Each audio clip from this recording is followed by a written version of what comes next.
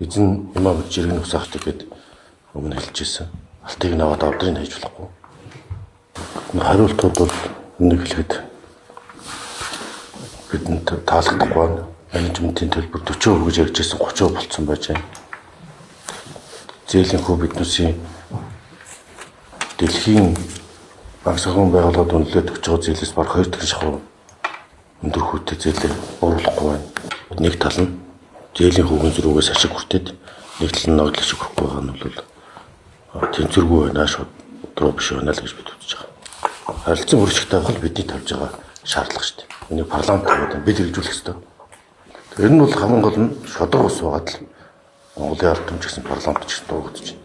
Яагаад шудраг ус вэ гэхээр дамжуулан зээлт хүүгийн зөрүүгээр ашиг олоод байна. Бид болохоор өр үйлдвэрлээд байна. Гэдэг хамгийн гол асуудал яригдаад байна.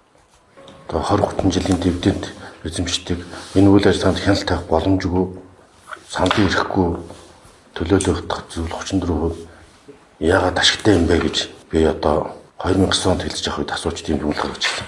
Одоо дахиад л асууж тавьж байна. Роялти бол ямар ч бизнес төлөвлөл хэвийн хэмжээ.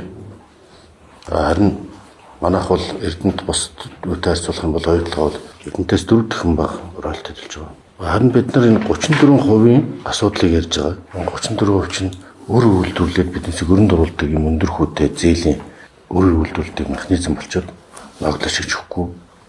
Энэ бүх үйл ажиллагаанд хяналт тавих болцоогүй мэдээлж авч чаддаг гэж байна шүү дээ. Ийм одоо 34% чинь биднэрт ямар ашигтай юм бэ гэж ард иргэд асууад байна. Парламент асууад байна.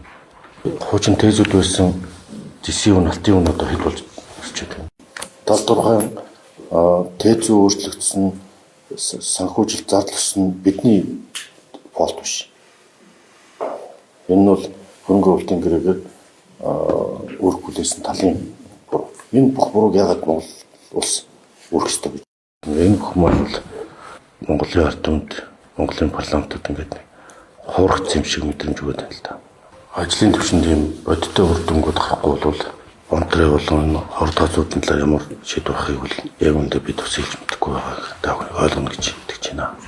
Шийдвэрлэж чадахгүй бол цаашдаа бид дэлхийн дэг журам өөрчлөгдөж байгаа нөхцөлд жинхэнэ эрсдэл үүсэхгүй гэдгээс л боломжтой байна.